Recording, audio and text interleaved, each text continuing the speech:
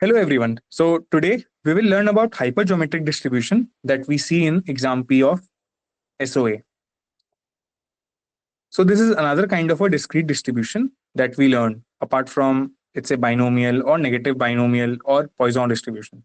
So why is this special? Because it talks about different types of objects. Let's say you have a group of m objects, but out of this you know that there are k objects which are of type 1, and there are m minus k, which means the remaining are of type 2. There are two types of objects, k are of type 1 and m minus k are of type 2. Then, now if you want to select a subset of n objects randomly without replacement from this group of m objects, so you are selecting small n number of objects out of these capital M number of objects.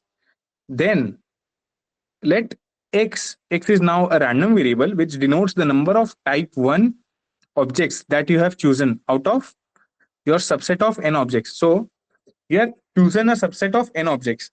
Out of them, you want to count how many are of type 1. So that is denoted via a random variable x. Now, if that is the case, then we say that x is following a hypergeometric distribution, and the probabilities they look the like the following. So probability of x is this. What is this? This notation is basically NCX. So NCX is also denoted as NCX, right? Now here, out of the k number of type 1 objects that you have in total, you need to select x. That's what is giving you this part. And the remaining type 2 objects, out of them, you need to select n minus x, right? Because total, you are selecting small n objects. So x need to be of type 1 and the remaining n minus x, they need to be of type 2.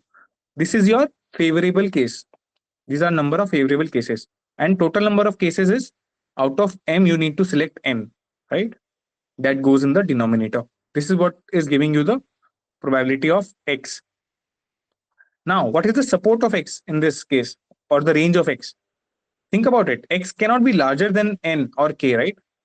If you are thinking of choosing n small n objects, then x cannot be larger than that, because that is just counting of how many type 1 objects are there.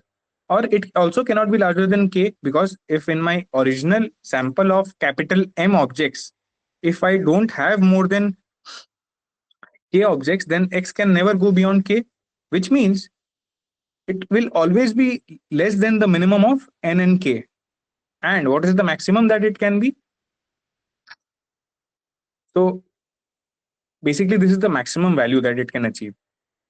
X will be always lesser than this. And what is the starting point? Now, starting point will be, see, x can't be smaller than 0, or it can't be smaller than n minus m minus k. What does that mean?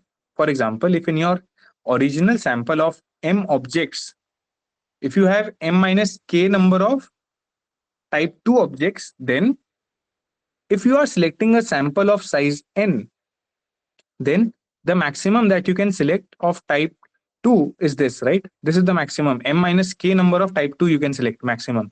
So the remaining has to be from type 1.